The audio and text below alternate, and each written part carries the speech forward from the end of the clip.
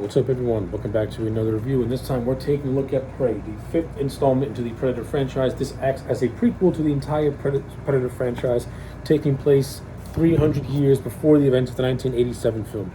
Prey tells the story of Naru, who is a Comanche warrior, as she is protecting her tribe from an invading alien predator who hunts humans for sport. While all the while, she has to deal with the wilderness that surrounds her and fur traders that have invaded the reservation. So yeah, that's the overall basic premise of Prey. Let's just go over this movie as briefly as humanly possible. I'm just going to give my highlights and my positives right away. Positives first. The acting in this movie is really solid. I think the lead character of Naru, played by Amber Mid-Thunder, I thought she was actually pretty decent in the role. She ain't the world's greatest actress. I've seen better actresses that are around this woman's age, but for the performance she was given, I thought she was fine. I think there are some instances where she can come across as maybe a little bit wooden and a little bit flat, and you can clearly tell. And to me, she didn't really come across as being seasoned enough.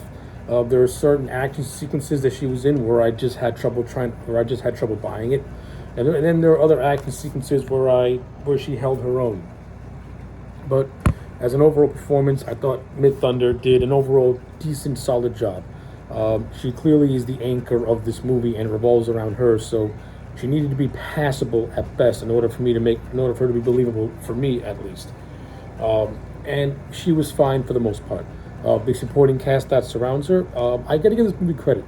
Especially Dan Trenchberg, the director. He went out of his way to make this movie feel authentic by actually casting, Comanche descent Native American Indians to play these roles. And even though I don't think these actors are fantastic or will win any awards, they fit the roles well. And the authenticity was there. Like you really got that vibe. Now I understand he did this movie both in English and Comanche, and there's like a little bit of a controversy about that. Like, dudes, shut up. It's a movie. Be quiet, please.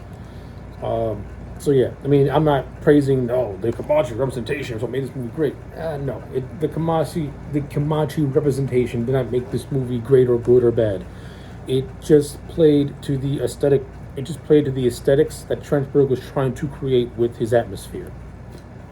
That's pretty much it. And I thought he did it well. The casting, even though these actors, I would not call these actors fantastic. They fit the roles well, and they felt authentic and real. And that's all I'm going to say.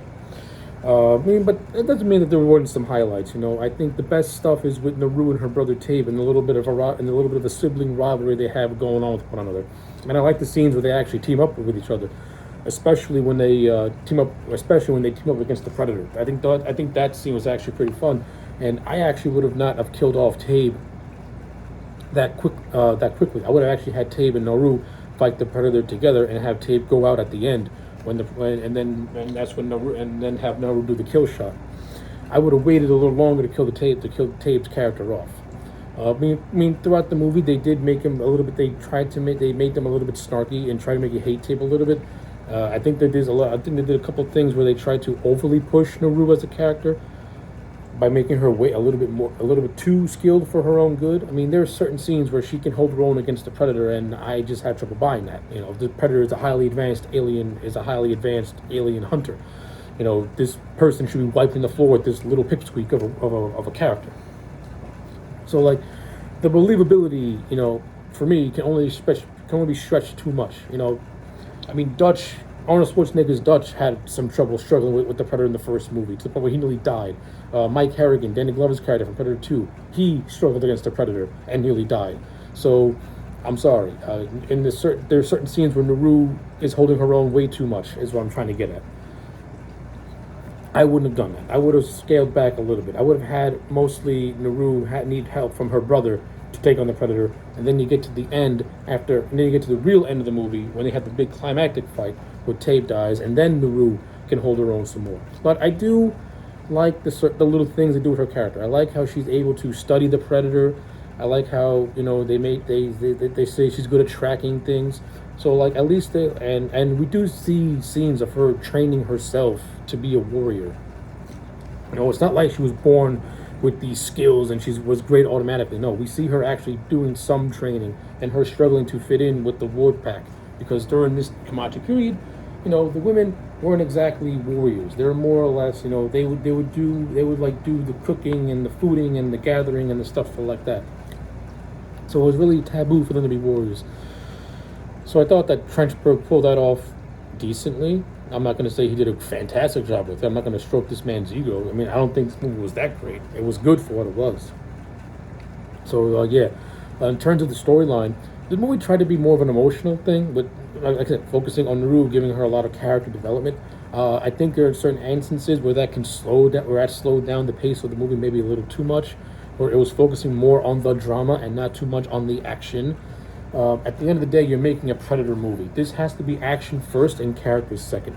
Like, what made the first Predator movie so great and so memorable was that it had the off-the-wall action sequences. It had these colorful, memorable characters and great quotes. That's what made the Predator movies, memorable, and what they made them good. These movies were not meant to be story-driven movies. They're meant to be testosterone-fueled action films. And that's where I think that the first three Predator movies, along with AVP to an extent, got it right, and where movies like The Predator kind of got it wrong because it didn't know what it wanted to do.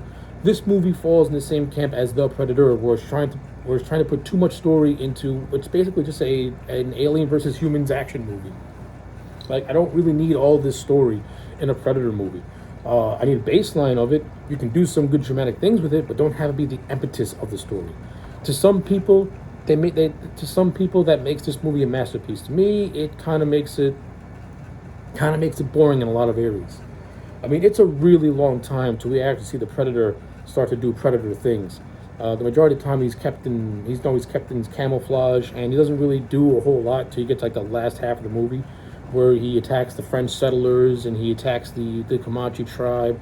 We see glimpses of him like killing certain animals, ripping up their skulls and spinal cords, and collecting his trophies. So, we do get glimpses of the Predator. The overall look of what I'm going to call the Proto Predator in this movie is not bad. It's okay.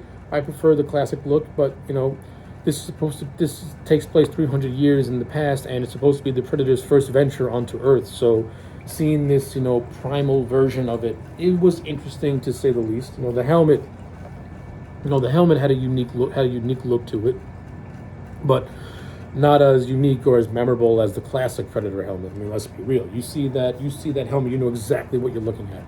But if you see this, you might just think, oh, it's just a generic monster thing.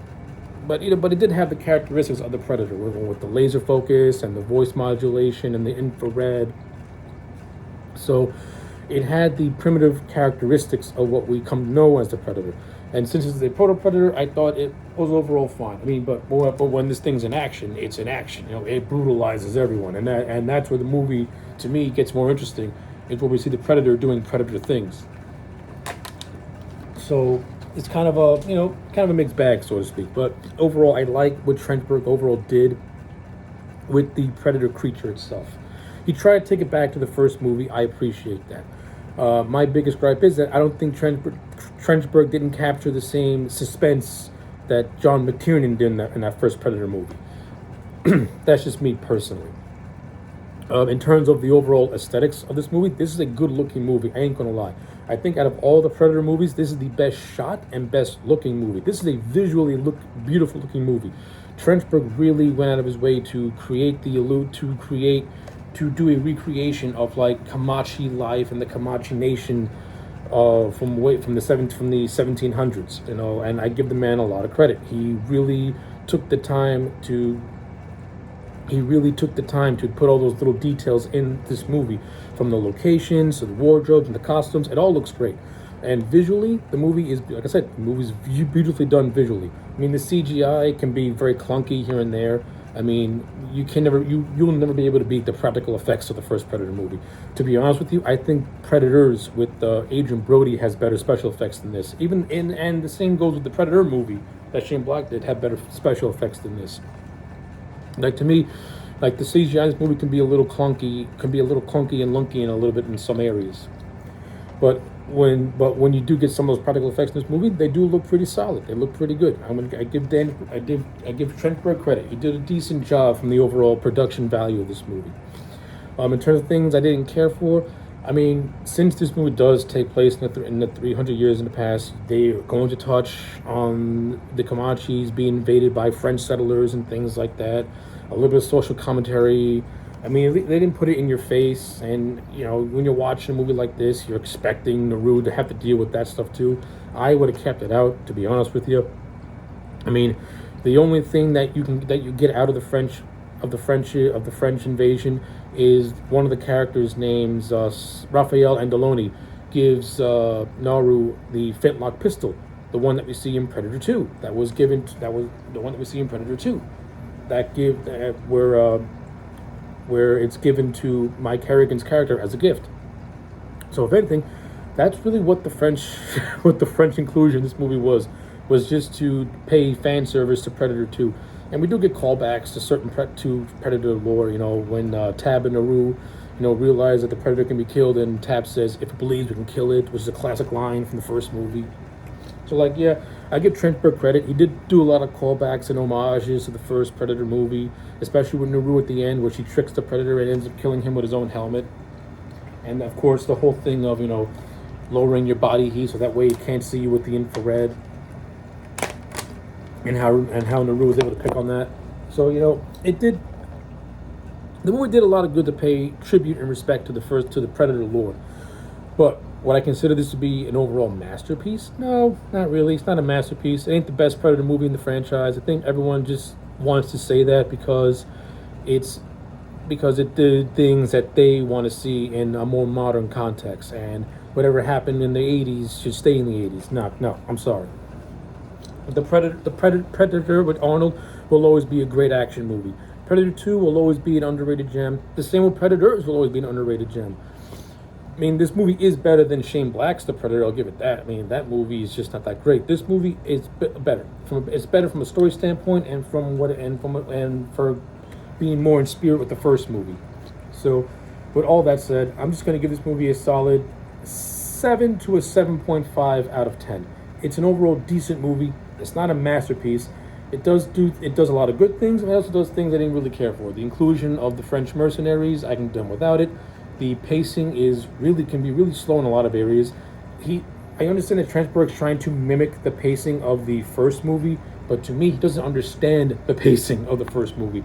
Not only that, he doesn't have interesting characters or a strong enough story to warrant a slow pace. Is what I'm more trying to get at. So yeah, actually, I'm changing my grade. It's a 7 out of 10. It's a solid movie.